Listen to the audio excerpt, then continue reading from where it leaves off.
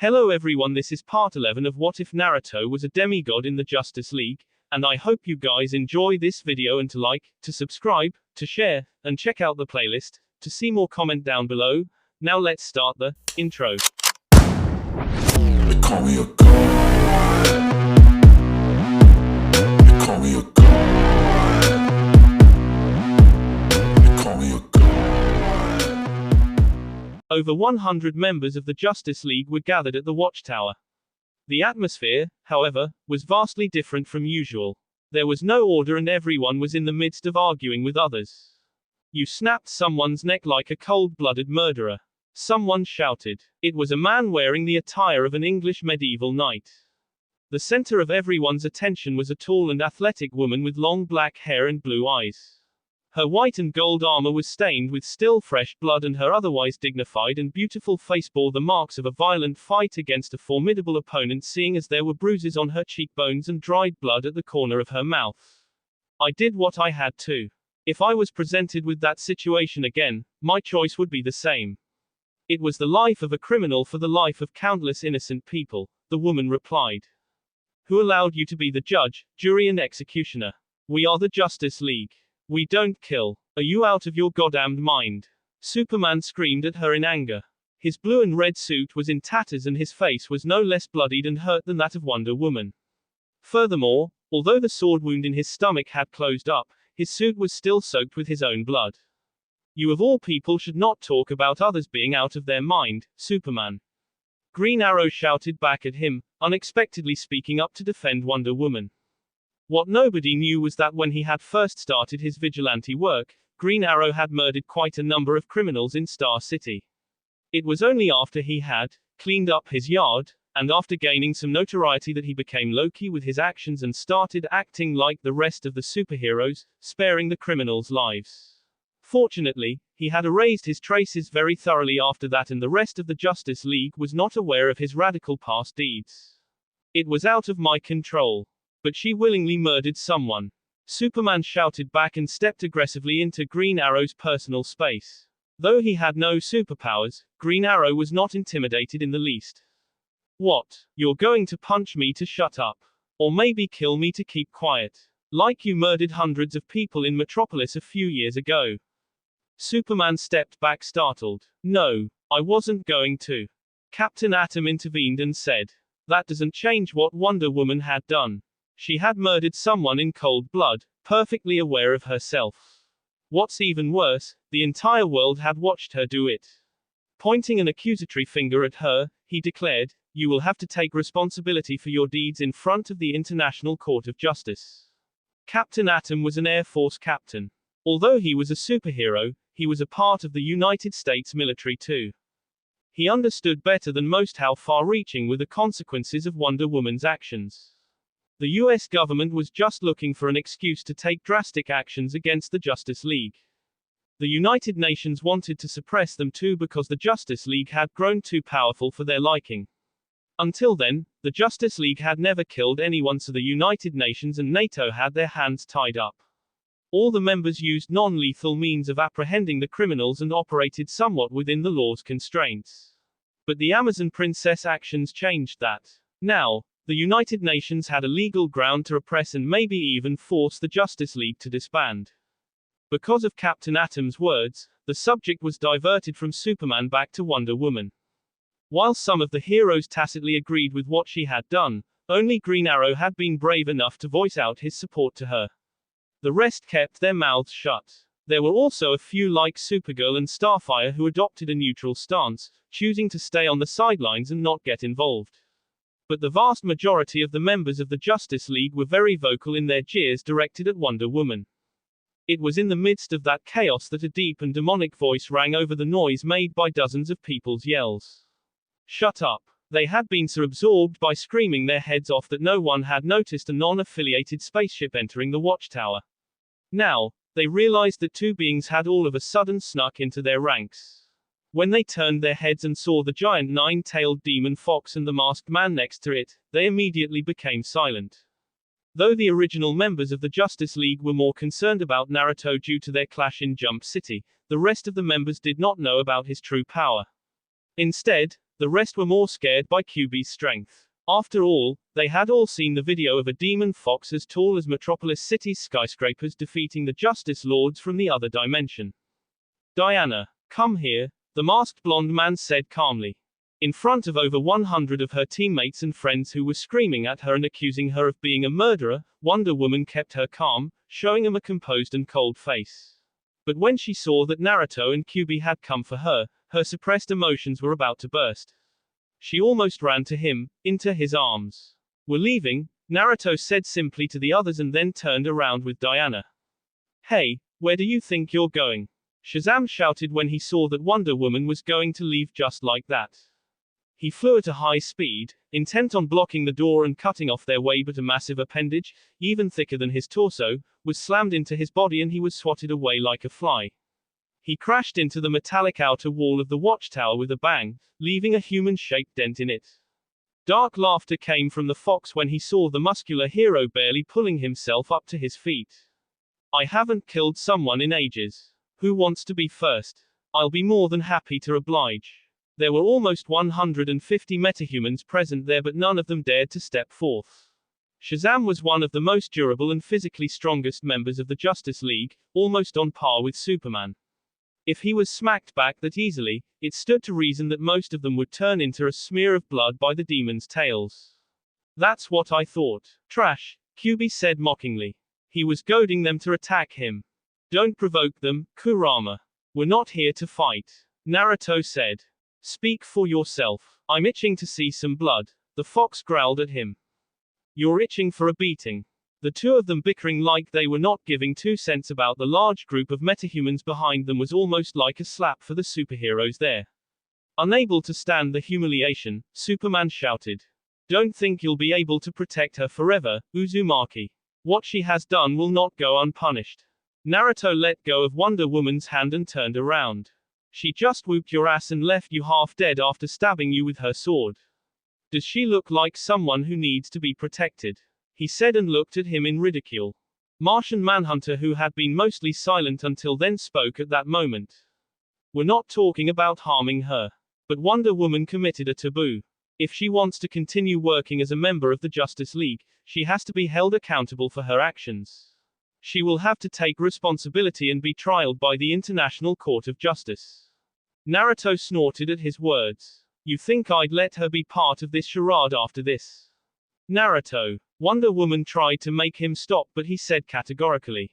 "No, Diana. You just fought with your life on the line to subdue a Kryptonian who was trying to kill you. They are your teammates and your friends, but instead of supporting you, they're the first to denounce you. Some friends they are, kicking you down at the drop of a hat. With friends like these, you're better off living among enemies." Then he told the Justice League. "Even if she was somehow acquitted by the sheep living on this planet, I wouldn't let her be part of this organization of imbeciles anymore. You people do not deserve her."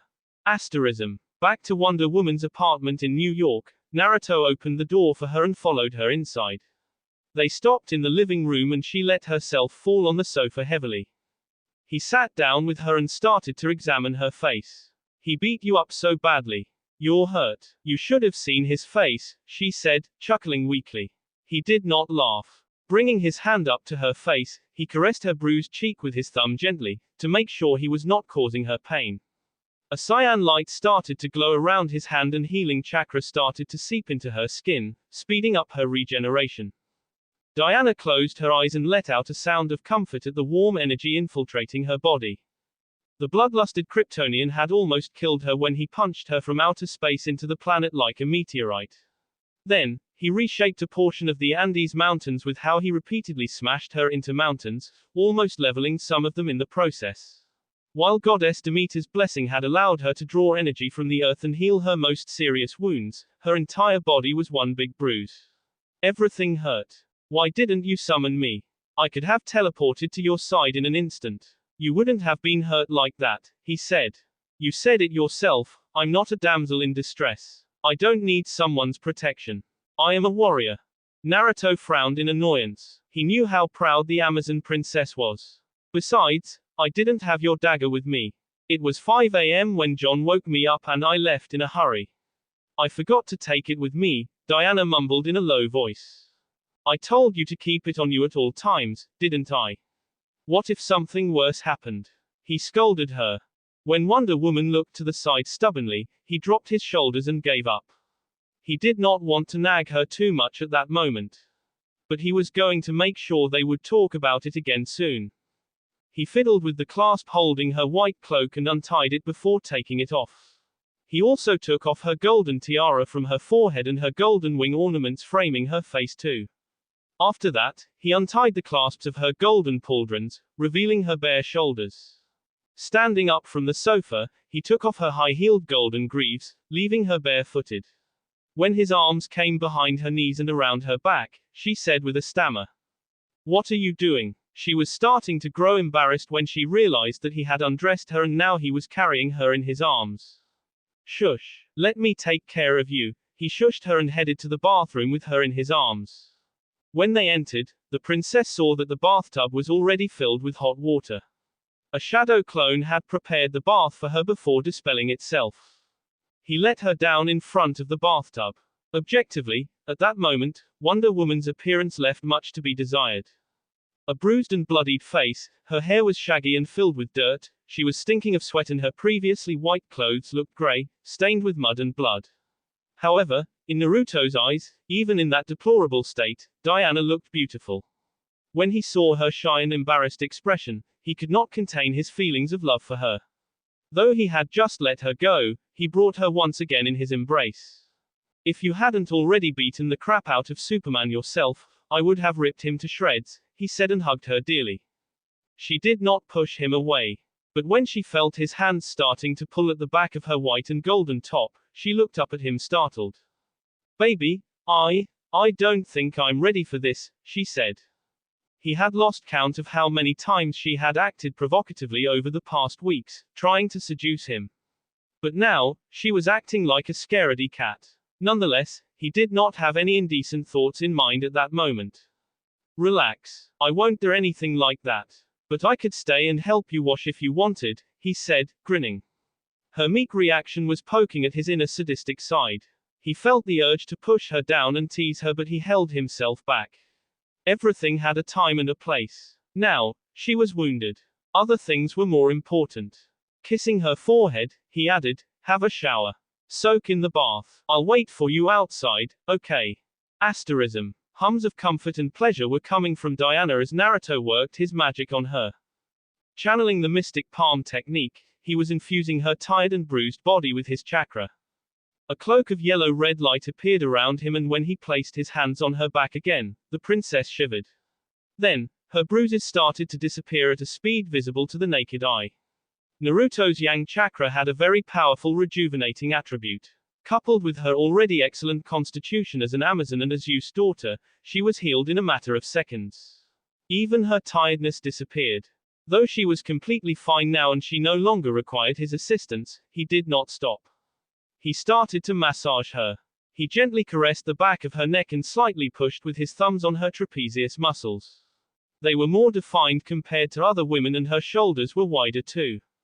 He took his time massaging her stiff and sore muscles and secretly smiled to himself.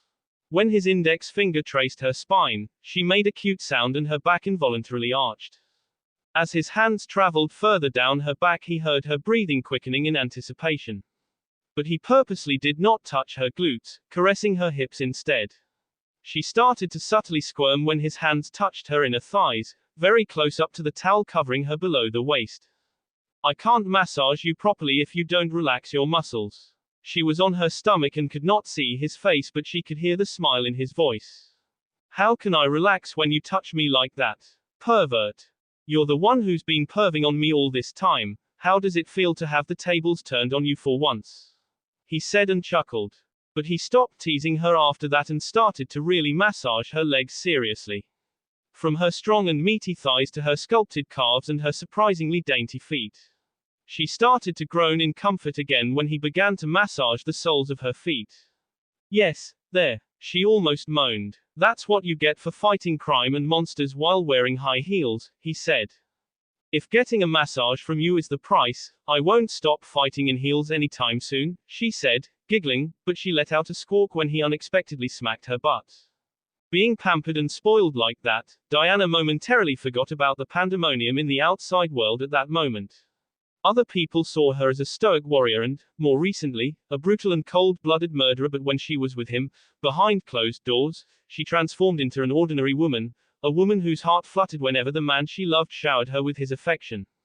When he was done massaging and teasing her, they cuddled together in bed. It was barely noon and the world at large was on fire, with the mass media fanning the flames even harder, but they were disconnected from everything else. Now, they were watching a movie called Home Alone. Christmas was just around the corner and many television channels started streaming the traditional Christmas movies.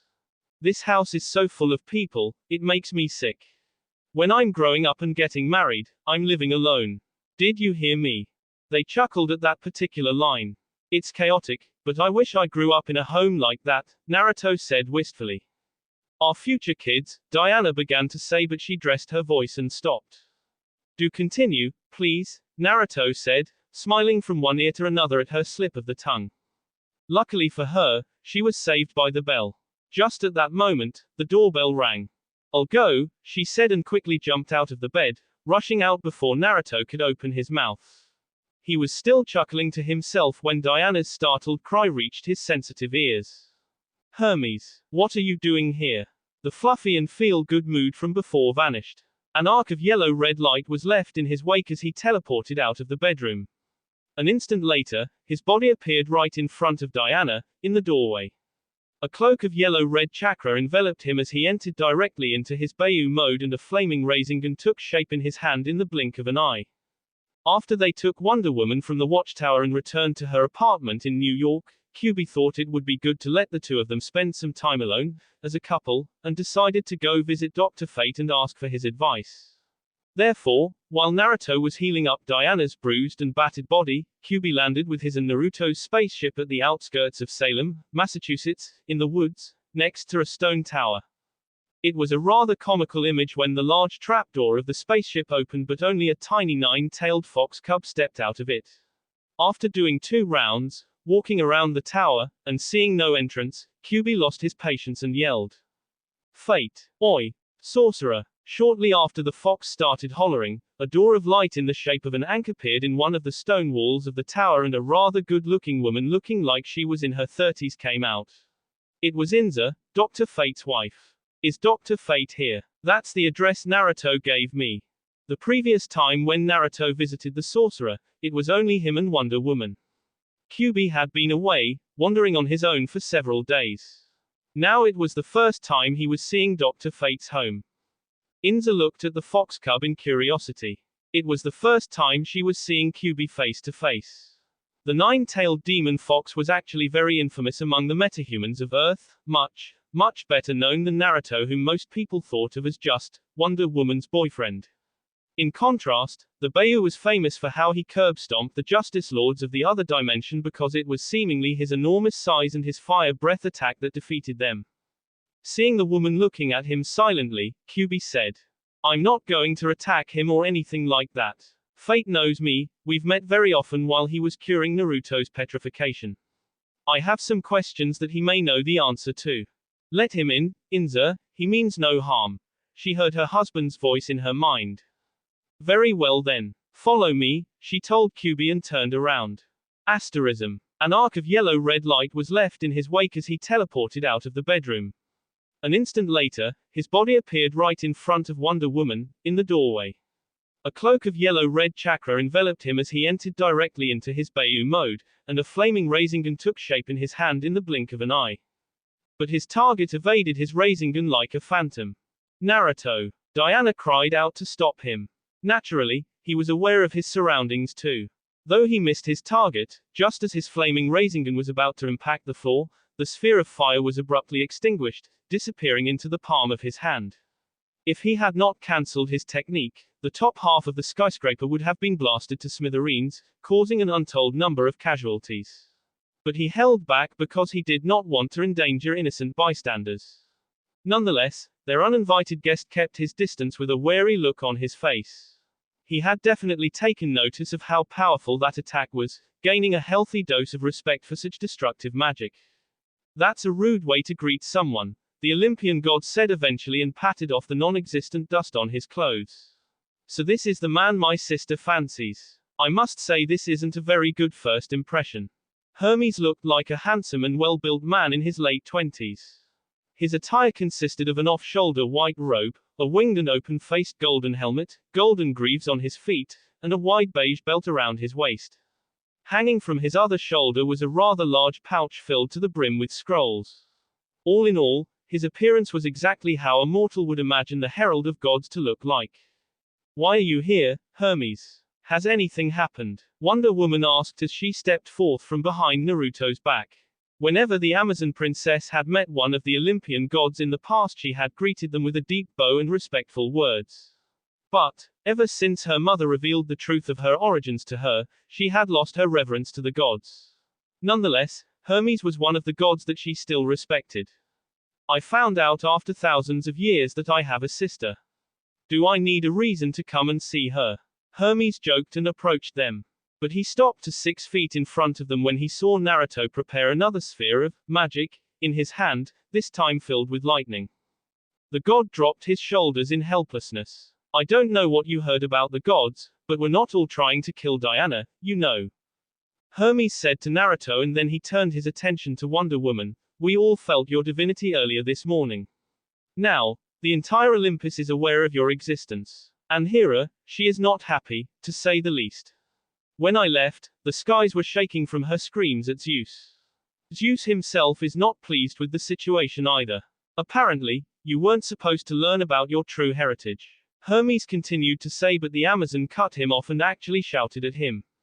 How is any of that my fault? He's the one who cheated on his wife. He's the one who raped my mother. Why should I care that he's not happy? For all I care, he should burn in the flames of Tartarus for eternity. Momentarily, Hermes was stunned. Had it been in the past when the Olympian gods still roamed the earth, Zeus' lightning would have struck Wonder Woman down for her blasphemy. Zeus is the king of gods for a reason, he said seriously. Many have tried to dethrone him before, but none of them has ever succeeded. Do you know why? Because of his power. And might makes right. I came here today not just to see you. I also have a message from him too. Then, he started to rummage through the scrolls in his pouch, looking for the right one.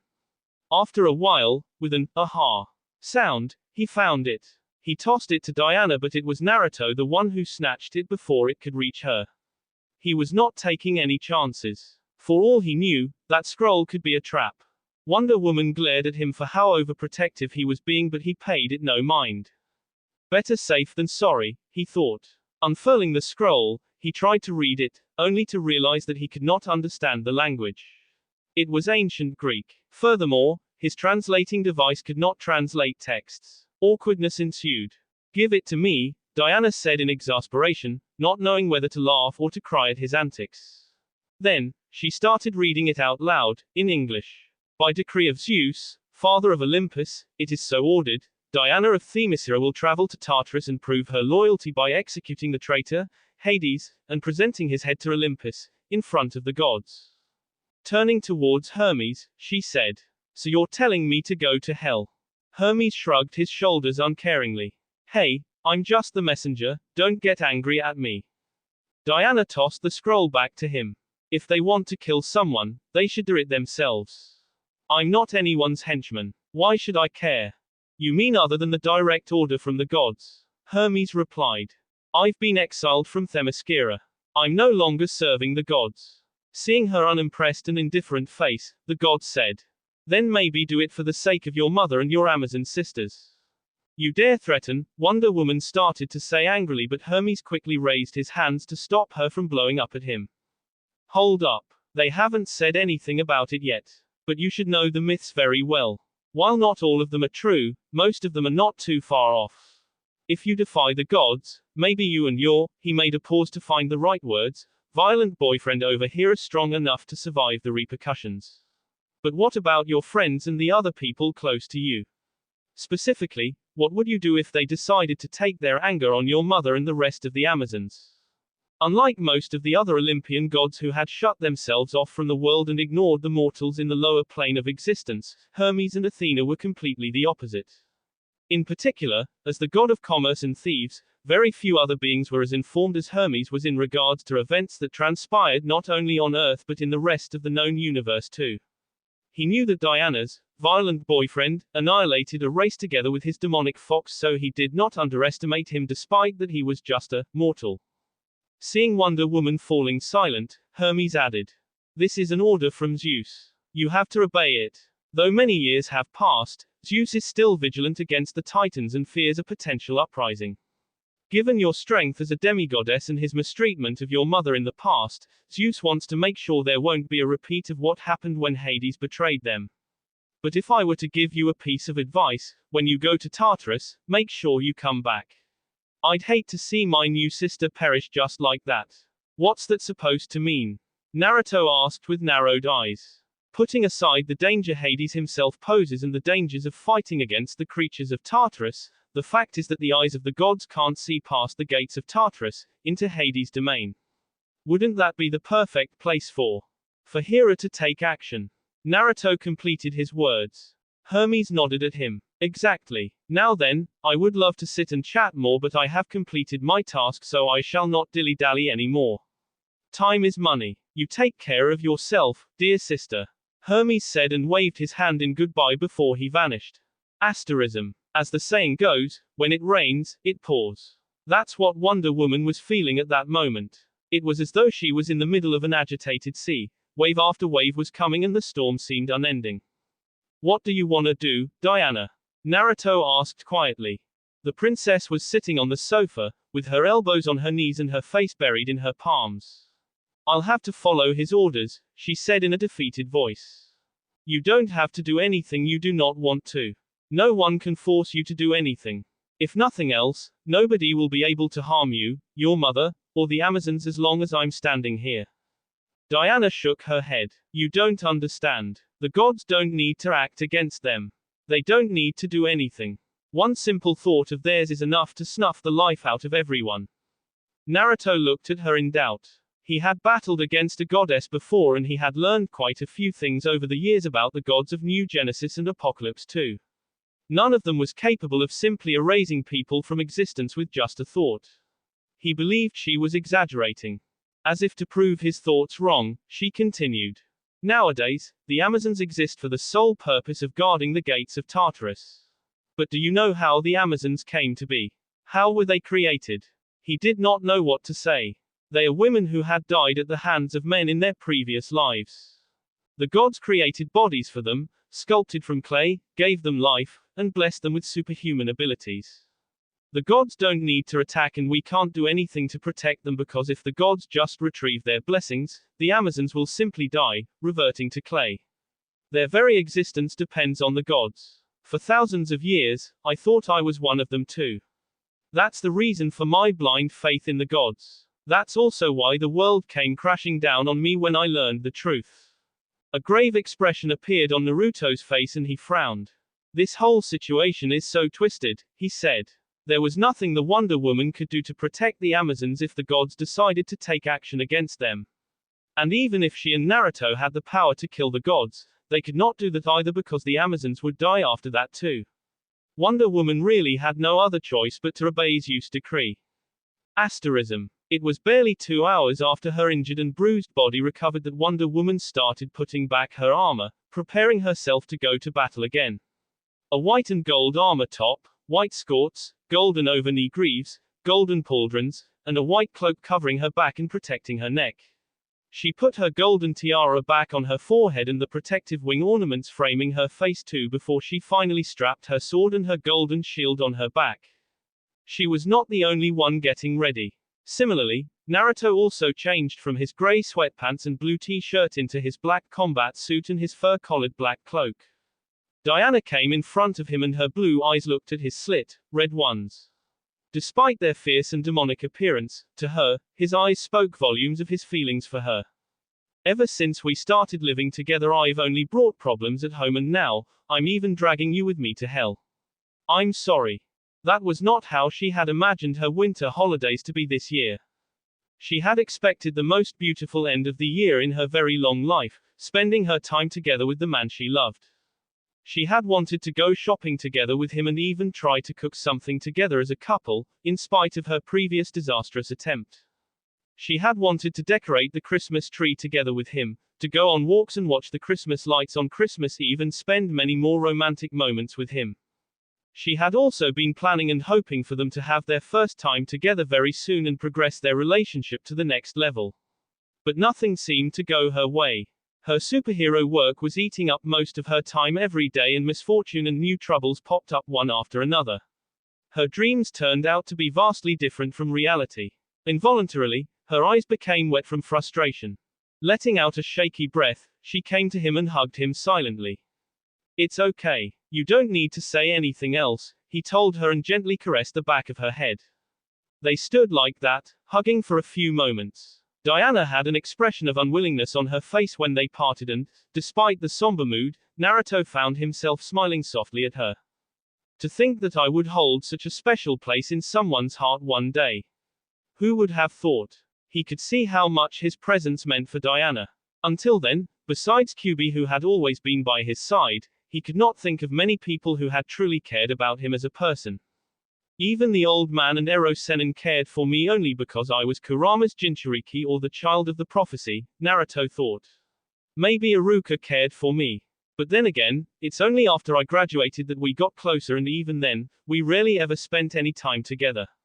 Looking back at his childhood and his teen years, Naruto was beginning to realize just how lonely and starved for affection he had been until he met Diana. Objectively, his childhood and his teenage years had been like hell. Mostly alone, ostracized and abused even by his own teammates, to say nothing about the rest of the people in his village. After that, he was hunted like an animal and spent years on the run from a terrorist organization. Lastly, he ended up participating at the mere age of 16 in an apocalyptic world war. Spending almost a century single-mindedly looking for a way to return to such a terrible place only served to prove how damaged he was as a person. But now that he was living in the bliss that came from being loved by someone and realized how sweet life could be, it was as if a veil was lifted from his eyes and he could finally see the unbiased truth in regards to his homeworld. Now, I wouldn't go back even if I could. Not without Diana. When he arrived at that conclusion in his mind, the feelings he held for the Amazon princess started burning even harder in his heart. He was unable to bear with the sudden urge of wanting to hold her. And he did just that. He embraced her again, his arms wrapping tightly around her back. "I love you, Diana. I love you so much." He was speaking from the depths of his heart, and Diana herself sensed that. She cupped his scarred cheeks in her hands and then took his breath away with a kiss.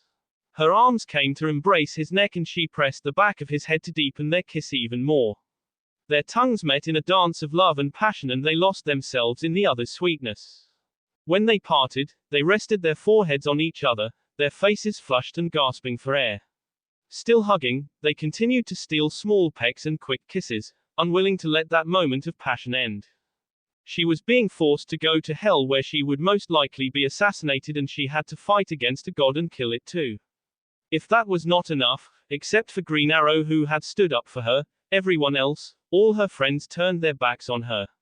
Even her oldest friends, Batman and Superman, men whom she had respected a lot, were condemning her and wanted nothing to do with her. Now, the entire world hated Wonder Woman. A murderer. But, as she lay in Naruto's arms, she thought, it doesn't matter. At that moment, she felt that even her friend's betrayal meant nothing as long as he loved her. Vanilla biscuits and green tea were being served in the living room of Dr. Fate's tower, but, unlike his usual self, the gluttonous fox felt no desire to stuff himself full with the food placed on the coffee table in front of him. Instead, his slit crimson-red eyes were staring intently in the gray eyes of the old sorcerer, and his negative emotion-sensing ability was focused on him too. Though he had played off Naruto and Wonder Woman's worries in regards to him, Kyubi himself was more concerned than anyone about the things happening to him. How do I make the voices stop? How can I end this? Kyubi asked after he finished telling Dr. Fate about his problem. His fluffy nine tails were unconsciously flicking in distress.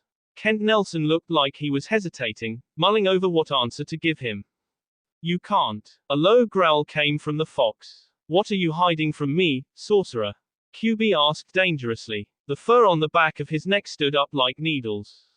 Dr. Fate's expression changed. For all intents and purposes, the demon fox across the table in front of him was like a ticking bomb. He decided it was not wise to test his patience.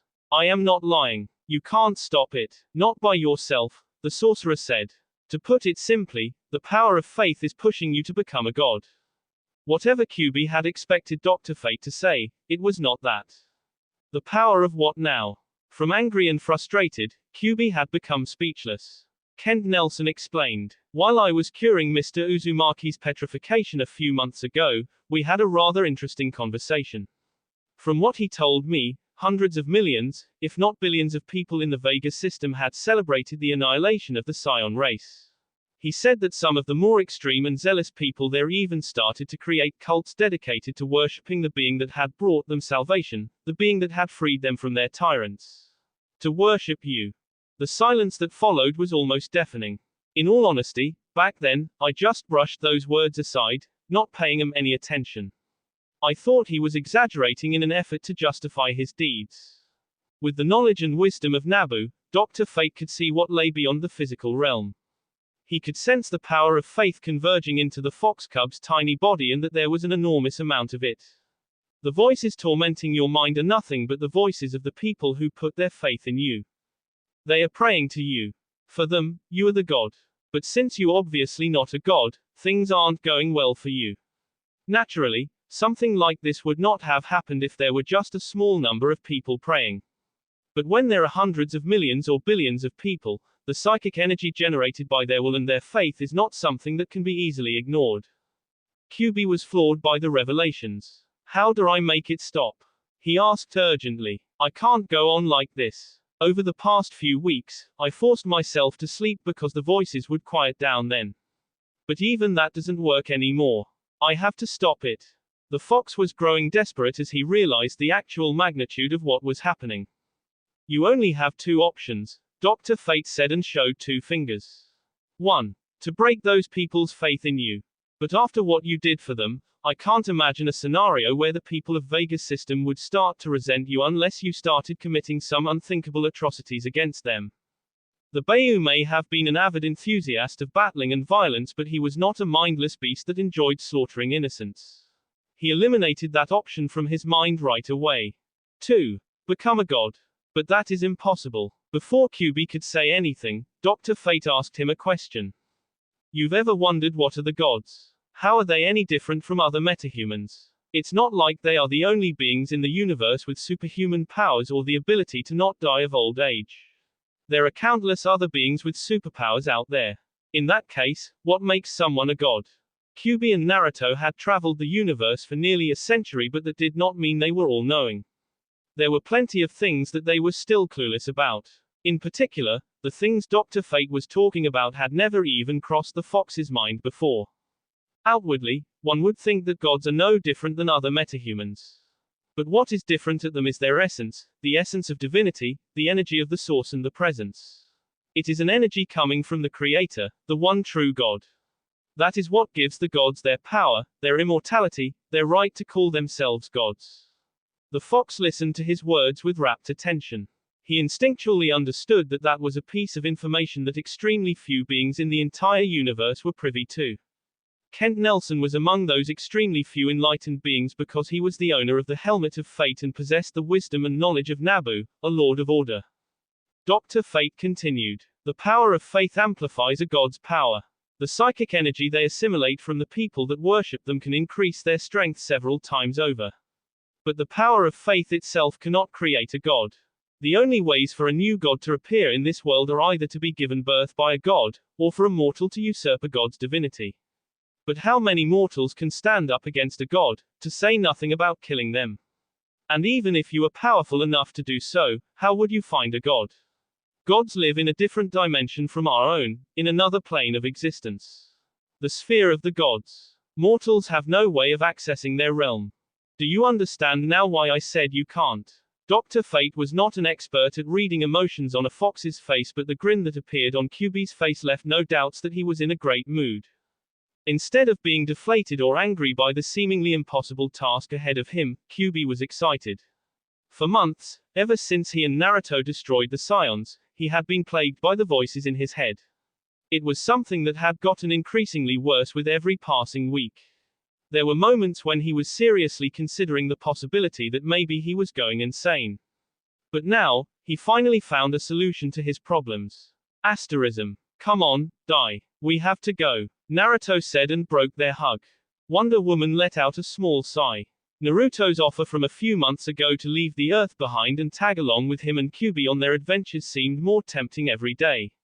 Though she was a woman who did not run from responsibilities, it was different when all her efforts were being spat on. She locked the door of her apartment and then the two of them climbed the staircase to the rooftop of the skyscraper. It was a short flight of stairs because her apartment was already located on the top floor of the building. Clad in their respective armor suits and equipped with their battle gear, they were going to take flight from the rooftop of the building. Are we going to Salem first? She asked as she approached the edge of the rooftop. Yes, we have to take Kurama with us too, Naruto said and followed her towards the edge. However, when he looked at the scenery below, his expression darkened. The avenues and streets of New York had become an ocean of people. Despite the cold and snowy weather outside, it was past the middle of December, tens of thousands of people were marching together, their screams covering any other sounds in the city.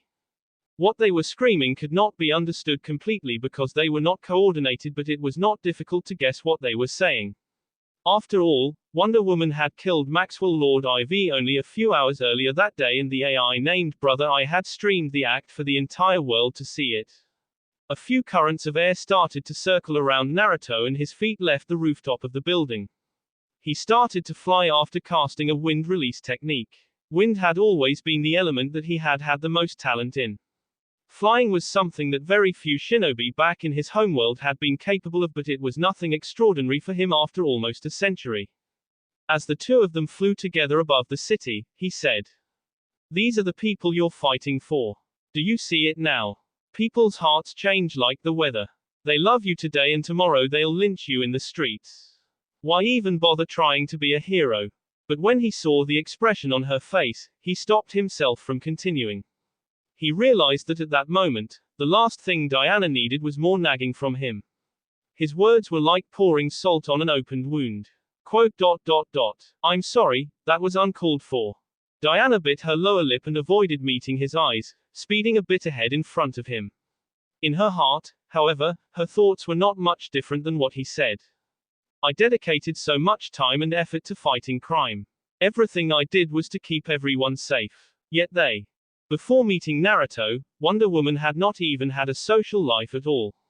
Spending from 10 to 20 hours either on guard at the Watchtower or actively fighting against regular and metahuman criminals alike was a daily occurrence. As people who did not have a civilian identity at first and no other friends outside the Justice League, Martian Manhunter and Wonder Woman were the ones who spent the highest amount of time on duty. As for killing Maxwell Lord, she was not a bloodthirsty person. On the contrary, she had a very kind and pure soul. But the Amazon princess was not blinded by her kindness. She knew what was truly important and where to draw the line. Under the effects of the lasso of truth, Maxwell Lord was compelled to speak the truth. The truth was that he was never going to let go of Superman and that the only way for Superman to regain his mental faculties was for Maxwell to die. Because of that, Wonder Woman killed him. It was for the sake of countless innocent people who could have suffered or even died at the hands of the mind-controlled Kryptonian. I can see where the average population is coming from. They are afraid of me, of my power. They hate metahumans. I can understand their reaction because fear makes people irrational. But Superman, Batman, John and the others, how could they not understand why I did it? Why did everyone turn their back on me? Wonder Woman was momentarily distracted from her thoughts when a loud beeping sound came from the wristwatch on Naruto's hand. He stopped in his flight and floated in the air to answer. After tapping on the screen of the watch, a small hologram was projected from it. 2 long rabbit-like ears, a cute snout, 9 fluffy tails and the body of a tiny fox cub. It was none other than Kyuubi. "Naruto, I'm not going crazy," the fox yelled out the very moment that Naruto answered the call. "Ha ha, I told you I'm not crazy." Diana looked at Naruto bewildered and he found himself chuckling. "You won't believe it if I told you. Come on, try to guess." Kyuubi continued to shout, filled with enthusiasm. "Yours truly is becoming a god. Wahaha. Naruto rolled his eyes. You're definitely going crazy. No, I'm serious. Dr. Fate said so. Apparently, those people who started worshipping me in the Vega system are the cause of this. Now, all I need to do is kill a god. Didn't that new Genesis helmet dude offer us an assassination bounty already? You mean Orion? Yes, him. We can kill Darkseid for his bounty and get myself a godhood too. 2 birds, 1 stone. What do you say? Naruto and Diana looked at each other. What are the chances? She asked him with no small amount of surprise. Turning towards QB's hologram, Naruto said, about that, we might have to kill another god first. What did I miss? It's a long story, wouldn't know from where to start. Let's meet up and talk. Where are you now? In our ship, still outside Dr. Fate's tower. I haven't taken off yet, I called you first. Alright, wait for us there. Diana and I are on our way, flying. We should be there in a few minutes. We'll talk more face to face. After that, he terminated the transmission. Turning towards Wonder Woman, he said with a grin. Race you there. Diana raised an eyebrow and smiled wryly at him.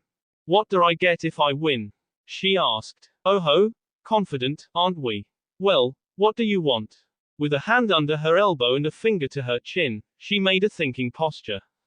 If I win, you're going to teach me some of your skills. Especially the transformation spell or the way you're storing things in a scroll. Naruto looked at her weirdly. Interpreting his expression as him being reluctant about it, she added quickly. Never mind, if it's too much to ask, let me think of something else. Dummy, why wouldn't I want to teach you? He said and pinched her nose, making her slap his hand away in annoyance. He chuckled at her. I'm not holding my skills secret or anything like that. I just never thought you'd be interested. I mean, you're already a fantastic fighter, you can fly and you're a demigoddess too. A smile made its way on her face when he complimented her fighting skills. Come to think of it, we've never sparred against each other, have we? She said. We haven't done any missions together either, he also said. It would be so fun to do bounties together with you and Kurama. Anyway, we're going off topic. You don't need to win a wager for me to teach you my jutsu. All you had to do was just ask. Think of something I wouldn't normally agree with. You can make use of this chance and force me to do it. But I wouldn't want to force you to do something you don't like, she said and trailed off. Sheesh, you're no fun, he complained in annoyance. Well, sorry for not being fun. I'm sorry I'm such a boring person, she said, annoyed too. But their annoyance was all a pretense. Only a few moments later, they started grinning at each other. If I win, you're washing the dishes and taking out the garbage for a month, Naruto said. Hey, aren't the stakes a bit too high? She asked, for the first time showing some hesitation. Doing housework was something that she did not enjoy, to say the least. Well, you can back off if you don't dare, he said snidely. What did you say? She narrowed her eyes at him. She knew it was a petty provocation, but her competitive nature could not simply ignore it. You heard me, he said unrepentantly. If I win, you're going to tell me the most embarrassing moment in your life, while you're tied with my lasso of truth. Naruto suddenly became pale in the face. At the front of his mind, a memory that he had tried to bury for over a century had suddenly resurfaced. The memory of losing his first kiss to a black-haired boy, at the academy. He was not going to tell her that, over his dead body. Did I strike a nerve? Diana asked, the corners of her lips raising in a grin. She even started to laugh. I can't wait for it, ha ha. By the way, just for the record, earlier this morning, it took me only a few minutes to fly from Chile to Switzerland. That's over 7,000 miles, baby. There are less than 200 miles from where we are now to Salem. Now, you do the math, how long will it take me to get there? At her words, his eyes became serious and his body was suddenly enveloped in a very bright cloak of red and yellow light. Despite the risk of getting ill if he absorbed too much natural energy, he even entered his six-path sage mode at the same time, and a truth-seeking orb appeared behind his back. He was not taking any chances. I can't wait to see you wearing an apron and washing the dishes like an obedient housewife. A tick mark appeared on her temple at his words. And I can't wait to see what you're hiding. It's got to be something very juicy if it got you to be that serious.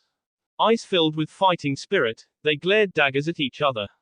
After getting in a line, he said, "All right," counting together from 3 to 1 and starting at go. "Ready.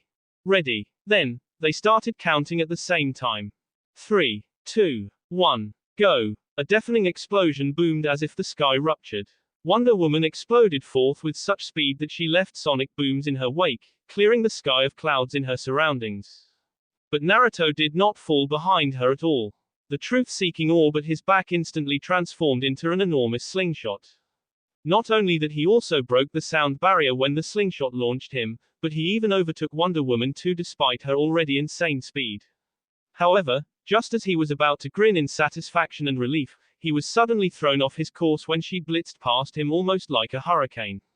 As hard as it was for him to imagine, Wonder Woman's speed all of a sudden increased to almost double from before. Fuck. It was at that moment that Naruto knew, he was fucked. No. I can't lose this. I won't lose this. No matter what. His mindset, he formed a one-handed ram seal. In the next moment, his body vanished, leaving behind only a few arcs of yellow and red light. He teleported. Asterism. You cheater. Wonder Woman's loud yell made a whole flock of birds scatter and fly in panic from the woods surrounding Dr. Fate's tower. "I didn't know you were such a sore loser," he said with a grin. "I thought warriors are proud people that know how to take a loss with dignity." "I didn't lose. You teleported. You cheated," she shouted, incensed. "How so? I said we'll race, but I never said we're only doing it by flying. You just assumed that.